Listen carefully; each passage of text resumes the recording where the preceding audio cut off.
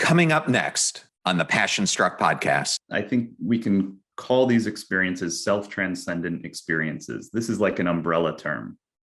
And self-transcendent experiences, there's a lot of different ones, but they seem similar in that they're all intensely altered states of consciousness involving some degree of self-diminishment and feelings of connectedness. And these range in intensity.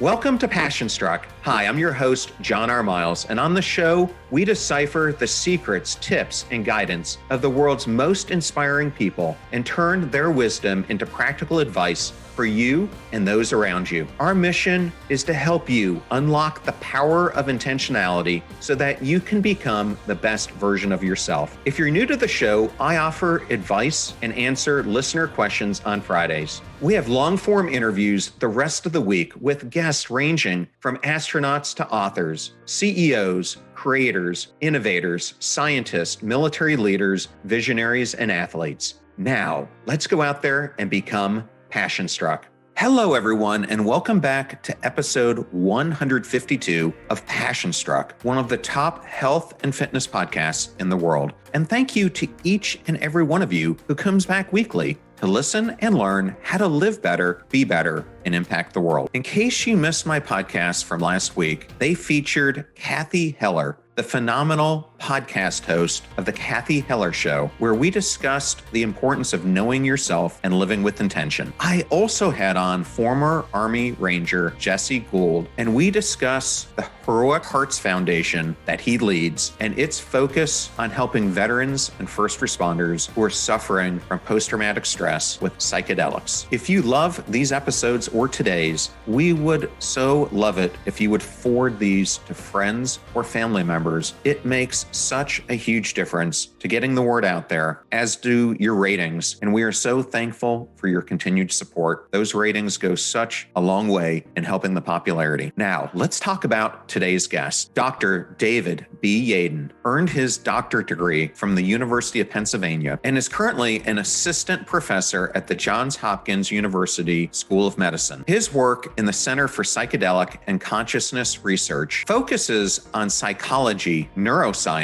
and psychopharmacology of so-called spiritual self-transcendence and other positively transformative experiences. Specifically, he is interested in understanding how these altered states of consciousness can result in long-term changes to well-being, mental health, and pro-social behavior, while also studying their risks. He has a forthcoming book called The Varieties of Spiritual Experiences, 21st Century Research and Perspectives with Oxford University Press. His scientific and scholarly work has been covered by outlets such as the New York Times, the Wall Street Journal, and NPR. In our interview, we discuss what are self-transcendent experiences and how does awe differ from being in a flow state, a peak experience, or a mythical experience. Dr. Yaden explains how we transform during a self-transcendence experience and why they can be difficult to define. And we do this through the lens of the overview effect, something that astronauts experience in space as they're looking down on Earth. We discuss how his mentors, Andrew Newberg, Martin Seligman, and Roland Griffiths, shaped his path, his upcoming book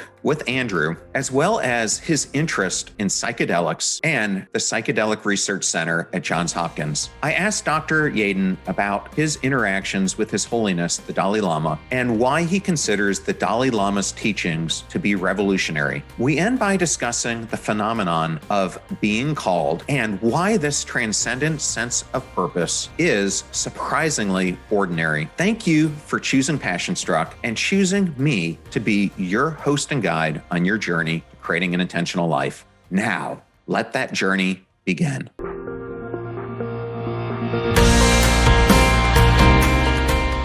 I am so excited to welcome Dr. David Yaden to the Passion Struck podcast. Welcome, David. Glad to be here.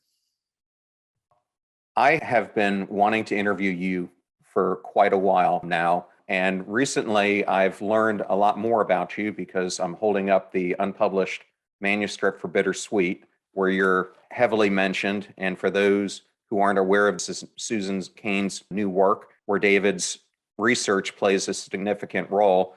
And then the other book I just wanted to throw up because it's a friend of yours is Transcend, where you're also mentioned pretty highly. And I would encourage any of the listeners to check out either one of those because they're both great pieces of work. So learning about you through those means, I really just want to understand, how did you get your start in studying this consciousness and self-transcendent states? Yeah, well, first of all, you're lucky to have Susan Cain's new book. I haven't seen the full book yet. Of course, I'm a big fan of Scott Barry Kaufman's book. So how did I get into this topic? So I study brief experiences that have long-lasting, persisting positive effects. I'm particularly interested in experiences that we could call an altered state of consciousness. So these are experiences that happen almost entirely behind the eyes, so to speak, so in one's mind. And interestingly, sometimes these fairly brief experiences can have effects that last for weeks, months, years, even decades. My interest in this topic was sparked by an experience of my own. There's the phrase, research is me search. And that's very often the case in one way or another. For me, this was a spontaneous experience. So it didn't have any obvious trigger, but I was in my undergrad dorm room and a feeling of heat came into my chest. So I felt this feeling of heat. I was curious about it. It was a strange sensation. That feeling of heat spread over my whole body. And at some point, a thought or a voice in my mind said, "This is love." At which point I went kind of totally into my mind to this very altered state. I felt like I could see boundaryless horizons stretching out all around me. And this feeling of love just reached the boiling point. So after what felt like a week, but was probably only a few minutes, I opened my eyes. My body was laughing and crying at the same time. Everything looked and felt new. I felt refreshed. And most of all, I was thinking, what the f just happened to me? And that question has guided my research for over a decade now. And so what I'm interested in is, what are these experiences? It quickly became apparent to me that I was not alone in having had one of these kinds of experiences. William James, a century ago, talked about these experiences. Psychologists and neuroscientists have studied them over the decades. This just became a point of deep and enduring fascination for me. And do these effects persist? And how common are these effects? How common are these experiences? There's so many questions to consider. And that's my area of research. So I have been fortunate enough to have 4 astronauts who've appeared on the podcast. One coming up is Nicole Stott, one of my longest term friends. I've known him for 30 plus years. Chris Cassidy was the chief astronaut up until recently when he retired. Each one I've talked to, regardless of whether it's been Wendy Lawrence, who was back in the space shuttle program, or Kayla Barron, who's on the ISS as we speak, they all have told me of this overview effect when they're up there. And Chris said it's one thing looking down, but the first time he did a spacewalk and he entered the void of space, he said your mind just cannot contemplate where it is. His experience, and it was the same for all of them, is that they have this universal feeling of oneness. Someone is wondering what a transcendent experience is. Is that a good example of one? I think it's a great example. It's a surprising example, I think. At least it was for me. I mentioned William James, the psychologist and philosopher who gathered together a whole lot of accounts of experiences like mine a century ago. You've spoken to Dave Vago and others who study meditation. And so you read about these kinds of experiences in meditative contexts and monastic contexts. But I've always been interested in gathering as many of these accounts together as I can. And in the process of doing that, I stumbled upon first one astronaut experience, and then dozens, and then many dozens of astronauts reporting this phenomenon called the overview effect. So this intense feeling of awe and wonder from viewing Earth from orbit. And so I've written a piece on this, trying to ground this extraordinary experience in what we know about psychological processes that might be responsible for this kind of wondrous moment. I think it might benefit the listeners if they're not familiar with this. There are different types of self-transcendent experience, ranging from awe to what Maslow described as a peak experience to mythical experiences, which I think James was really involved in. What are some of the different experiences and how do they differ and how you as a person might experience them? Yeah, so the way that I think about this is I think we can call these experiences self-transcendent experiences. There's a lot of different ones, but they seem similar in that they're all intensely altered states of consciousness involving some degree of self-diminishment and feelings of connectedness. And these range in intensity. So you have the kinds of more subtle daily experiences like flow, when you're really absorbed in a challenging task and time, you look up at the clock and hours have gone by and you didn't even realize it, or mindfulness. And then on the other end of the spectrum, you have these more transformative, intense, once in a lifetime type experiences. We could call those peak or mystical experiences. And then somewhere in the middle, we have things like awe. Awe is an emotion where we perceive vastness and our jaw drops and we get chills. And I think the overview effect is probably somewhere in this middle ground for a lot of the astronauts who are describing them. This definition of STEs, let's just use that acronym, you did it with what I would think would be the superstars of expertise in this area. I couldn't believe it. You had Hood, Newberg, Vago, Haidt, and yourself. How did you compile that group of people, and how profound was that paper to someone who might not be in the psychology field to laying out a new framework for what STEs are? Yeah, that paper took many years to write. Writing scientific academic papers, there's a learning curve involved. And it took me a long time to put that together. And I'm extraordinarily grateful for the mentorship of those scientists and thinkers that you just named.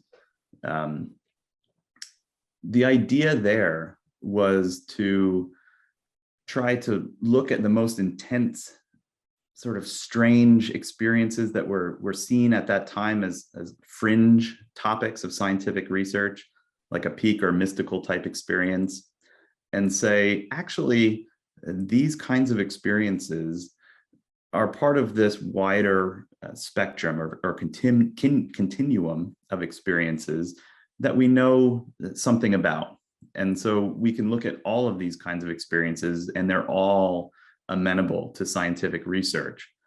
And so it was this attempt to widen the scope of what we were focusing our scientific research on. Now, with psychedelic research, resurgent things like peak and mystical type experiences seem pretty mainstream. And it's hard to remember that just a few years ago, when we were writing that paper, they seemed quite fringe. I'll also say, in terms of mentorship, the process of writing that paper and the dozens or maybe hundreds of drafts that I went through is important to reflect on, I think, because there is this training process that's involved with becoming a scientist. I can smile and laugh about it now, but there are a number of nights and weekends that I spent sitting in front of my computer working on that. I remember one interesting thing about John Haidt was a big part of that paper. And he made me stop working on it until I could think of a framing metaphor. And so I ended up writing up a list of dozens of different metaphors that he could pick from and say, okay, this is a good metaphor. Now keep this in the back of your mind as you're writing. So it's interesting that you bring up that paper. All these moments of mentorship are coming to mind for me. You have had some incredible mentors, including your mentor when you were getting your doctorate at Pennsylvania. How did those mentors influence where you are today and the study that you're doing? Tremendously. I owe them a deep debt of gratitude. So after my experience, after I became really obsessed, I would say, in the study of these experiences, um, there were certain key books and scientific articles that I was really drawn to. Andrew Newberg, Marty Seligman, and Roland Griffiths were the key scientists that I really hoped to work with in the world. They all just happened to be in the mid-Atlantic region, which was unbelievably lucky. And they were all patient and tolerant enough to deal with a young person who had a very, very deep interest in a topic, and to field that person's questions and help them. And that person's me, of course. So first, starting with Andy Newberg, he's a neuroscientist. He's done a lot of neuroimaging research on monks and nuns and meditators, and really trying to look at what's happening in the brain during spiritual or self-transcendent type experiences. And I worked with Andy Newberg in my pre-doctoral time. So this was before I got into a program. And I'm really grateful that he was able to tolerate the wide-ranging questions I was bringing up. He taught me to bring a very balanced approach to this topic, and to bracket or to set aside these deep metaphysical or theological questions. You don't need to decide on whether or not God exists. If someone says they've had a spiritual experience, what the ultimate truth value of that may or may not be, you can simply focus on what people say, what people report, and what's happening in their brain as they're reporting those things. So he really impressed upon me that point of maintaining a kind of methodological agnosticism when engaging in scientific research of this kind, and a humility to say, look, we don't know a lot. There's a lot of things we don't know, and a good scientist is able to say that. That's not a sign of weakness, that's a sign of strength in terms of scientific thinking. And so, deeply grateful for my work with Andy Newberg. And we have a book coming out, The Varieties of Spiritual Experience, 21st Century Research and Perspectives. That'll come out in just a couple months, so maybe we can talk about that later. But I'll move to Marty Seligman. So he's a professor at the University of Pennsylvania. I worked in his lab and studied under him during my doctoral training as his PhD student. And Marty really taught me to think big and to think boldly, and to set aside my nervousness of studying this topic. And so I think my time with him convinced me that, look, if I really want to make a contribution in the scientific understanding of this topic, I have to be all in, and I have to work my hardest. A demanding mentor, got lots of papers and data analysis sent back to me and said, look, you can do better. He convinced me that it's important to be on a given topic and to do what you can to the largest extent that you can. If you're going to do it right. And then Roland Griffiths was my postdoctoral mentor at Johns Hopkins. Roland Griffiths has been studying psychedelics and psilocybin for 2 decades now. He's almost single-handedly contributed to this, what they call the psychedelic renaissance of research, this reemerging of this very fascinating field of scientific research. Roland is a remarkable person. People say there's the forest and the trees.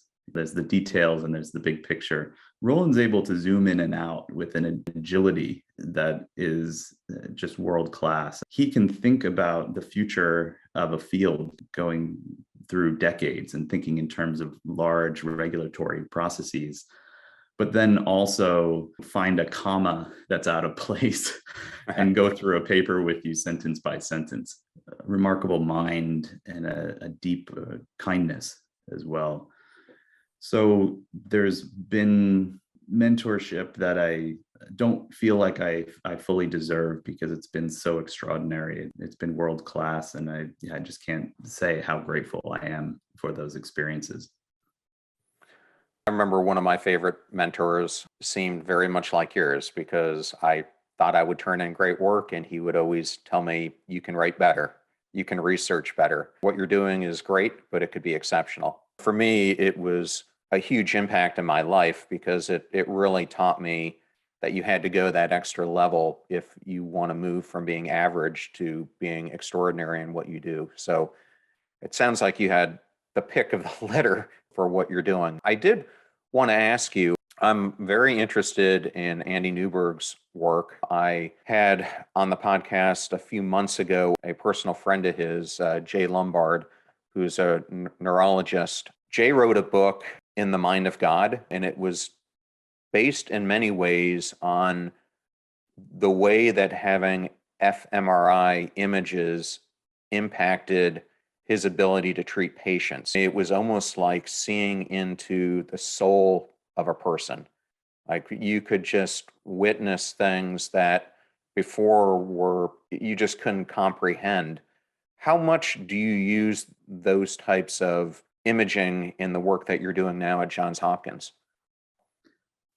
Me personally, not very much. There was a period in my training where I thought that I would do more neuroimaging. It ends up not answering the kinds of questions I'm most interested in. And so I think neuroimaging is an amazing technological breakthrough, and I have a huge amount of respect for my colleagues who are neuroscientists. But I find that sometimes psychological, behavioral kinds of research get underplayed because they're generally more relevant to our day-to-day lives. And so if you're interested in whether or not meditation, say, increases well-being and decreases stress, there's not a whole lot that a neuroimage of someone's mind, someone's brain while meditating will show you, that actually just keeping track of that person and asking them how it's affecting them in a systematic way, using self-report and behavioral measures, that will usually get you further in terms of your understanding. And so, of course, neuroimaging is absolutely fascinating. Of course, it's deeply important scientifically. But I have to say, I'm no expert on that particular topic, and I find the psychological and behavioral research actually more compelling. I think that is a good jumping off point to my next question, which is, how does self-transcendence through psychedelics differ from the experience through meditation phenomenologically? It's an interesting question. It's an important one. It's how I know Roland Griffiths got involved with studying psychedelics was through his interest in meditation and meditation research. I think there are undeniable similarities phenomenologically or in terms of how people say that they feel. When you look at a meditation retreat, I mean, a serious foray into meditation. I'm not talking about the kind of 10 to 20 minutes of mindfulness that I do on a daily basis just to manage stress. I'm talking about days of 10 hours a day doing a meditation retreat of that kind. People fairly reliably report substantially altered states of consciousness that we could call a self-transcendent experience. And there seem to be certain qualities of that experience that, like we've been talking about, this feeling of connectedness, feeling as if you're not so focused on yourself, feelings of increased positive mood and compassion and concern for other people. but also sometimes negative experiences, people feeling overwhelmed, feeling as if things seem strange. So that it's not all positive, and that's important to recognize. But there do seem to be a suite of changes phenomenologically that occur in the meditation context that we also see reliably in our laboratory context, where we administer psychedelics like psilocybin to study participants. So I think this is an open question, but there are real similarities to explore there. So then it would lead me to then, how do you map the self-transcendent mind? What does a flourishing mind, brain, body look like? And how does that differ from a normal psychological or social level? That's a great question. That's a tough question. I'm wondering how peak experiences only happen very rarely in our life. You might even say mystical the same way, but you could experience a lot more. I'm very interested in the zone of optimal anxiety, or the flow state, where I think you can achieve peak performance. How does one get more into the STE realm? And then how is that different from being in your normal mode? Yeah, so one thing that I'll say is that a lot of psychologists give out advice that I think is unwarranted on the basis of the evidence that they have. So I want to make this point that a lot of my work is very descriptive. I'm just interested in understanding these experiences, understanding what's going on. I mean, my experience was extraordinarily beneficial for me in all kinds of ways in my actual life. And I think a lot of the evidence points in that direction.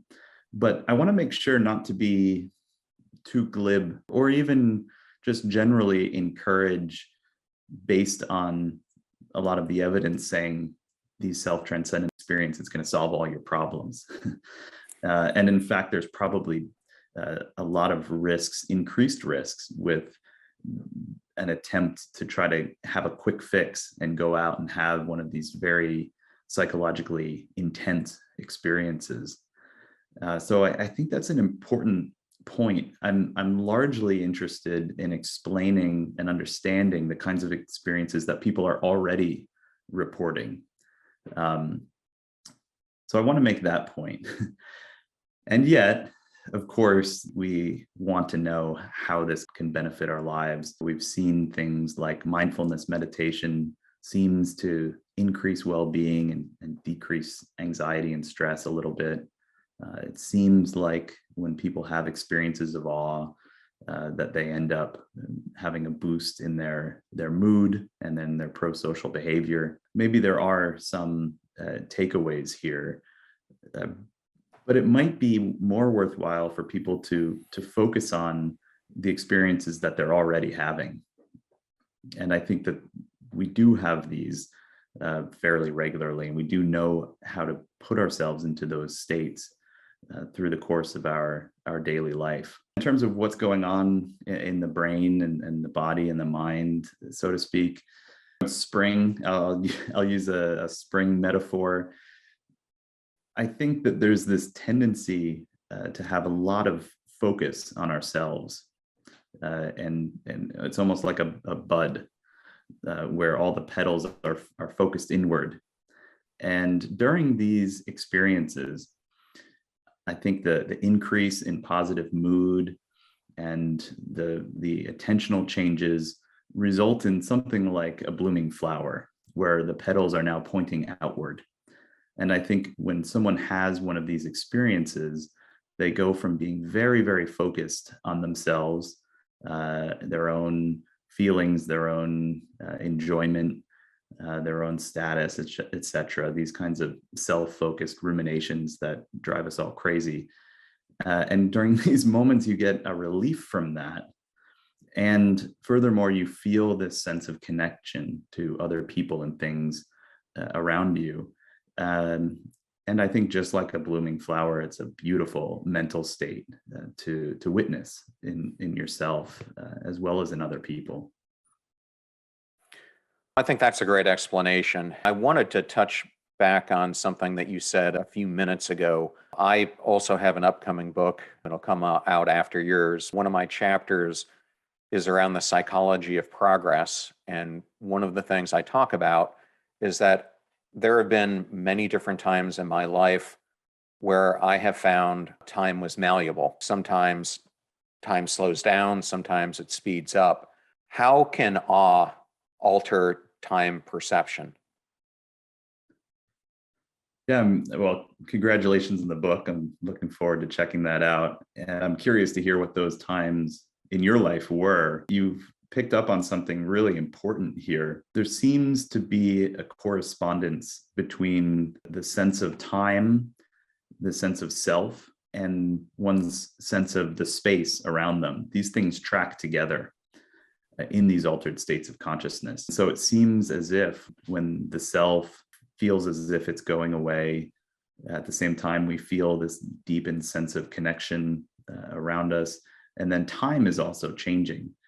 So there's some interesting issues here, I think neurobiologically and maybe cognitively, that it's just a lot of very open questions. And so we don't know exactly why, but we do know that it pretty reliably seems to occur in terms of what people report.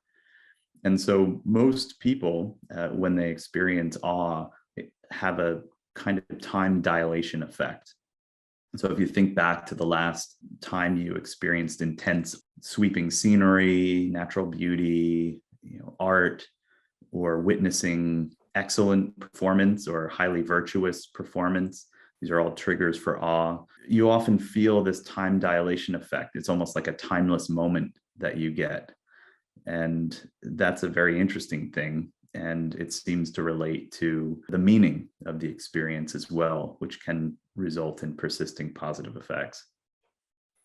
I'll just give an example of one for me. I happened to be working for Lowe's Home Improvement at the time, and Lowe's has their own fleet of jets that we would often take around. And I happened to be on a West Coast store visit. And as we were leaving Las Vegas, the pilot looks back into the plane and says, "I have a treat for you.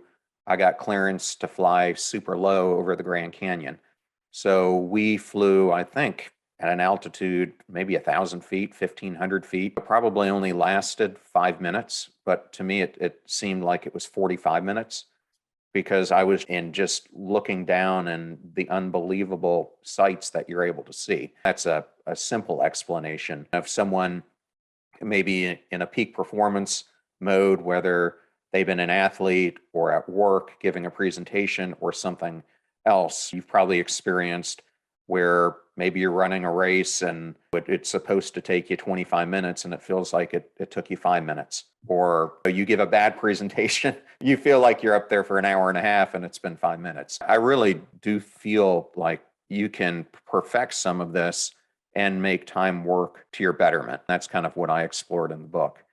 Yeah, it's really interesting. I'm really looking forward to reading your book. It's interesting how awe already fits into our lives.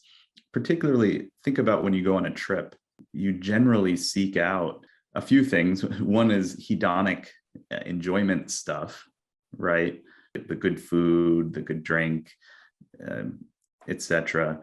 But then most people also seek out awe experiences. They'll go on a hike up a mountain or somewhere breathtakingly beautiful, or you'll go to a monument that's massive or has important implications, or you go to a museum where you see art or history that's mind-blowing. We already kind of naturally seek this out, the kinds of things that we watch in our entertainment. We love to see excellence and moral virtue. I think awe is already playing a role in our lives, and it's something that we can probably think about and be mindful of and probably maximize more of. Yeah, I couldn't agree more. I wanted to jump in really quick to Johns Hopkins. I recently competed in the 4x48 challenge. It's a David Goggins challenge, but Wow, I did yeah, it. David Goggins. Yeah, I did it Wow. on behalf And of you're three. still you're Yeah, smiling and you're alive. smiling and alive. I did it with about 40 former veterans, almost all of them special forces. And the reason I was interested in doing it is I get treated by one of the nonprofits that was there, the Warrior Angels Foundation, which treats traumatic brain injury for people who have post-concussion syndrome. But there were two others there. One was the Heroic Hearts Project, and the other was called VETS. And they are both solely focused on treating veterans who have post-traumatic stress disorder with psychedelics. So whether that's ayahuasca, psilocybin, I think it's ketamine, or other things. Yeah, I got MDMA, psilocybin, ketamine. Yeah, all of these are being explored as PTSD treatments. There was a doctor who had been with the VA for 30 years who was completely and adamantly against the use of any of these until she saw the results. And most people who go through CPT or cognitive behavioral therapies, there's about a 30% efficacy in helping people with PTSD from what I've researched.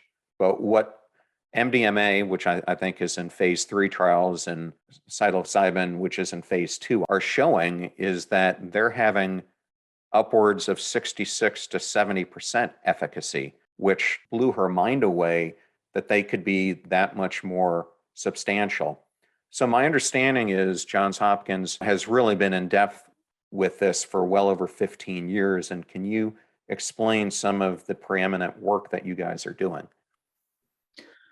Yeah, well, first of all, yeah, congratulations on that event. It's an interesting combination of excellence and moral virtue there. And so, as you were saying it, I reflected, oh, I'm saying, wow, this is a little bit of awe right here, right?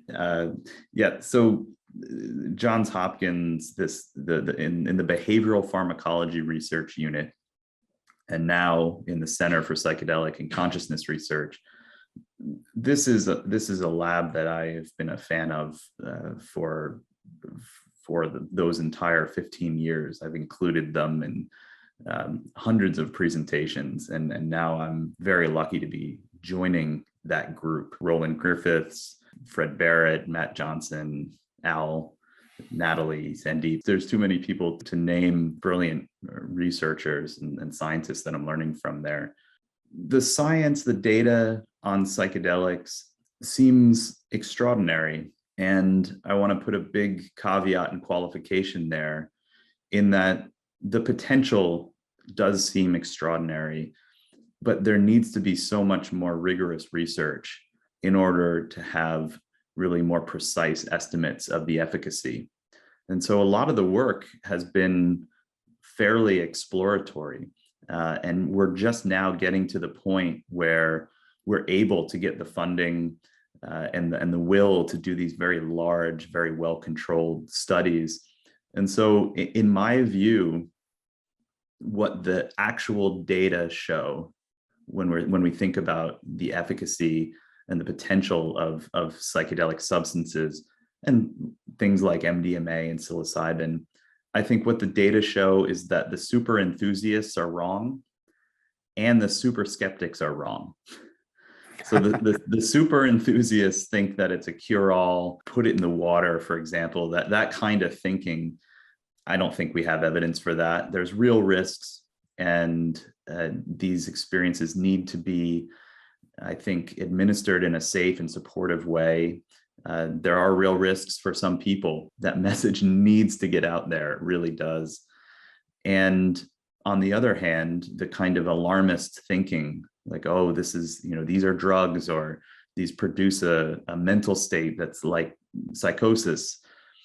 That's wrong as well, to show that for many people, the experience is challenging, yet positive. So people often compare it to like running a marathon or climbing a mountain. There's difficulty and challenge, but also positive emotions as well. There are risks, but it appears that many people have persisting positive effects that last for weeks or months, sometimes even more, maybe. And that's extraordinary. And so I think I'm still willing to call the potential extraordinary with all of those caveats in place, that there's real risk and that this is nothing like a panacea. We still need a lot of really good research done on this topic. And we also need to think structurally. These substances will not solve issues with our healthcare system and our lack of investments in helping people who really need it. I think those are all very good points, but I am so thankful that someone of the prestige of Johns Hopkins is on the forefront of this, because if you're going to put validity in anyone's finding, it would be an institution like the one you're now working for. Over the past month, you are the third person who I've interviewed who has actually met the Dalai Lama, which to me is quite remarkable. Not only did you meet him, but he asked for a private audience with you. And what's interesting is the two other people. Definitely the opposite. Just to make that clear. Why is he so interested in neuroscience research? It's a great question. So I'll tell the story just to make clear that the Dalai Lama didn't go looking for me, very much the reverse. It actually started with someone who you might know or be familiar with, Adam Grant.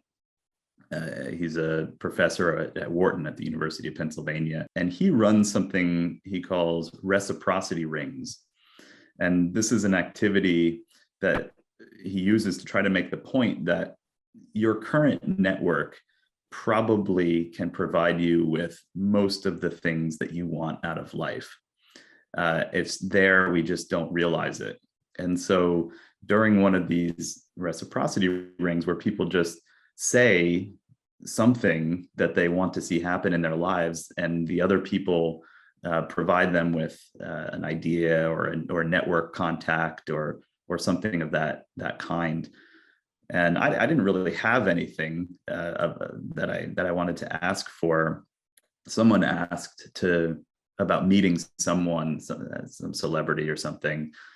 And that planted the seed. And I said, well, if I really thought about who I'd want to meet in the world, it would be the Dalai Lama. I really admire his books, on meditation, and his interest in science strikes me as exceptional, particularly for a religious leader. So he says things like, if science discovers something that disproves some aspect of Buddhism, then Buddhism has to change. And so that kind of commitment to science and to truth is extremely impressive to me. So I said, well, I'd like to meet the Dalai Lama. And Adam said, well, I actually maybe have a connection to the former Prime Minister of Tibet, and maybe this could actually happen. And so I was backpacking in India, and I was able to meet him, the Dalai Lama, in sort of backstage, so to speak, at a presentation that he was giving to monks. Really extraordinary moment, that just visceral kindness. I mean, I usually am kind of nervous meeting someone that I really admire, and I just felt totally and completely at ease immediately, which was amazing. We talked about scientific research, and so he sort of grilled me on what psychology and neuroscience was telling us about meditation and meditation experiences. As I was researching you and researching the Dalai Lama, His Holiness has proposed that the only way to combat destructive emotions, things like anger, fear, hatred, is through the cultivation of positive emotions like love, compassion, and patience. And he argues that we must train ourselves to sustain optimal emotional experience and do it through expanded states of consciousness and self-transcendent experience. Basically, we don't just exit the ego, we exercise the soul. Why is what he's saying regarded as so revolutionary, especially coming from him? Oh, that's interesting. Well, so one point of clarification, which is maybe interesting, is that Buddhists don't believe in a soul or a self. So I'm guessing he was probably using those terms to aid communication. I think what he's emphasizing there is something important, with the caveat that if we really want to improve people's well-being, that structural issues like having a strong social safety net is probably the easiest way to go about that. But if we're talking in terms of what psychological interventions can be done, in addition to a number of self-regulation strategies, I think that focusing on positive emotion can be important, and that maybe self-transcendent experiences play a role. And I think he's emphasizing something to an extent that I wouldn't emphasize to that much. I would say things like positive emotional experiences and self-transcendent experiences play a role in a flourishing life, but there can be real risks of overplaying that. So you notice that I put a lot of caveats and qualifications in. I can't help it. It's just part of trying to do science communication and making sure that I'm not overstepping what the data show. So having said that, for me, self-transcendent experiences have played a transformatively positive effect in my life. And that is certainly the case for some people. Interestingly enough, I think you'll like this chapter in my book as well, as I go into what is the difference between why most people are spontaneously engaged in their life instead of being consciously engaged, and my reckonings of why and how to become more consciously engaged. But enough about my book. Your book sounds like it's going to be remarkable, and it's actually being published by Oxford University Press. Can't ask for a better publisher than that. So I was hoping that you could talk about the varieties of spiritual experiences and what you guys are hoping to convey in this book. Yeah, and I hope we can provide a link. We should have a pre-order link very soon. So this book is about something that our society is not very good at, which is thinking with nuance on an interesting topic. I find so many topics of interest to me and others. People end up adopting one extreme view or another. And so what we're trying to do with this book is to focus on what I think is a powerfully important topic, which are these self-transcendent or spiritual experiences that we've been talking about. In order to scientifically study this topic, we need to set aside certain questions that science can address. And William James, the psychologist and philosopher 100 years ago, made this exact point. And yet you see a lot of people who don't respect that. And I think that that's an important concept to keep in mind as we do this kind of scientific work. And then, as I said, with the psychedelic research, the data on these experiences prove the super enthusiasts wrong and the super skeptics. They're not all positive all the time. Someone doesn't just one and done have one of these experiences and then they're transformed and enlightened forever. That just doesn't happen. It's not how our psychology works, not how life works. On the other hand, though, the super skeptics are wrong. There's a long tradition going back to Freud of assuming that these experiences are pathological or part of a mental disorder. And the data just do not support that. Most people actually find these experiences deeply meaningful and benefit from them, sometimes long after the experience has ended. So we're really trying to interject nuance and data into a topic that has often fallen into extremes.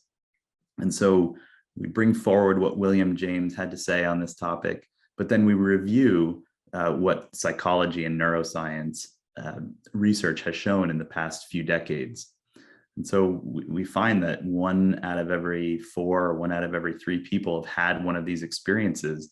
And so this book will allow you to understand those experiences, to spot them in the wild, to understand them on a deeper level. That leads me to, in that 2017 paper that I read, there was a quote in there, and I'm probably going to get it wrong, basically said that your research found that on this topic, Freud was wrong and James was correct. I might have it wrong, but can you clarify that a little bit? Yeah, so William James, classic psychologist, of course, Sigmund Freud, classic psychologist. Freud basically thought that these experiences, that self-transcendent type experiences, were symptomatic of mental illness. He had never had one of these experiences, but he said these just seem strange. So maybe in the context of romantic love, feeling this degree of connection, maybe that makes sense. But these experiences of feeling at one with all things, there's no way that that can be healthy. Of course, he had no data whatsoever. He was just sort of sitting on his chair, his armchair, so to speak, making these proclamations.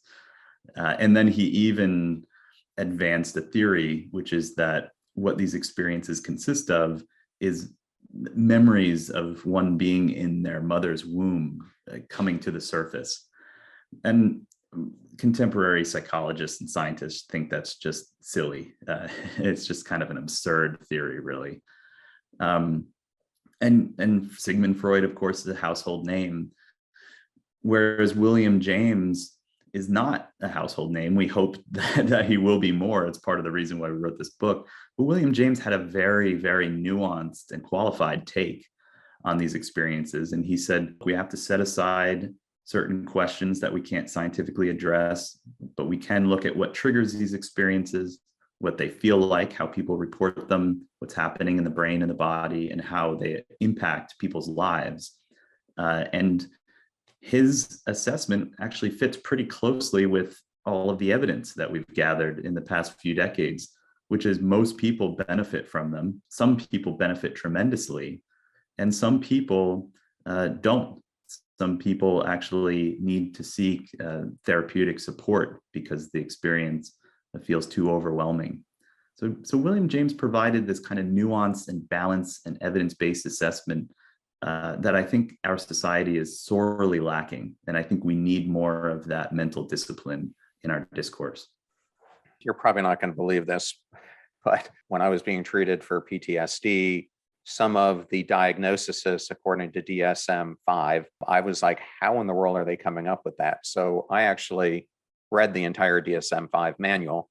And the thing that I am surprised about, especially got it right here with what we're talking about here, everything that they talk about with self-transcendent or these feelings that we've been discussing, they treat almost as a negative disorder. And not ever could I find a reference where it's treated from a positive standpoint. I'm no expert in this. I'm not a psychologist, but I thought that was revealing to me if what I'm saying is accurate. Yeah, I mean, it gets really complicated. My wife is a psychiatrist. I should defer this question to her. Bring her on the podcast. Yeah, well, it's really complicated to differentiate these experiences. To say they're all good or all bad, so to speak, is difficult. And when you get into very complicated kinds of mental states, there can be processing of very challenging, difficult psychological material. It ends up being the kind of thing that you can't make broad generalizations about. And here we get to the point where in any given individual case, ideally you have a clinician who's able to appreciate the data to show that sometimes positive states can be intertwined in complex ways with kind of mental disorder that can be treated. And I think part of the point of our book is to show the kinds of experiences that do have positive potential, and that those experiences, they can come in, for me, for example, in a fairly neutral, spontaneous context. They can come during contexts where people are doing well and thriving in life. They can also come in very challenging and difficult contexts. It's interesting, and I think we're all learning about these experiences and how they relate to clinical care in real time. And it's an exciting time because I think we are making progress. Well, it sure is. Thanks for clarifying that. And I had one final question for you. In your work, you researched a phenomenon of being called to a particular field or endeavor and the sense of transcendent purpose. And surprisingly, amongst 30% to 40% of the population has that sense. And I was wondering, did that surprise you? And why is it important to do what you're meant to do or being called to do?